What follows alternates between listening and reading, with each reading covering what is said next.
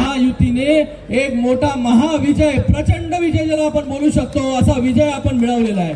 आणि तोच विजय हा कल्याण ग्रामीण मध्ये देखील आपण मिळवला। कल्याण ग्रामीण मध्ये सुरुवातीला लोक सांगत होते शेवटपर्यंत की 3ऱ्या नंबरवरती शिवसेनेची जागा आहे आणि आज घासून पुसून नाही ठासून ही जागा आपण निवडून आणली। आणि हा विजय जो आहे हा विजय एका कार्यकर्त्याचा आहे, हा विजय जो आहे हा आपल्या सगळ्यांचा आहे। एका कार्यकर्त्याला बळ दिल्यानंतर काय होतं त्याची प्रचिती जी आहे आज कल्याण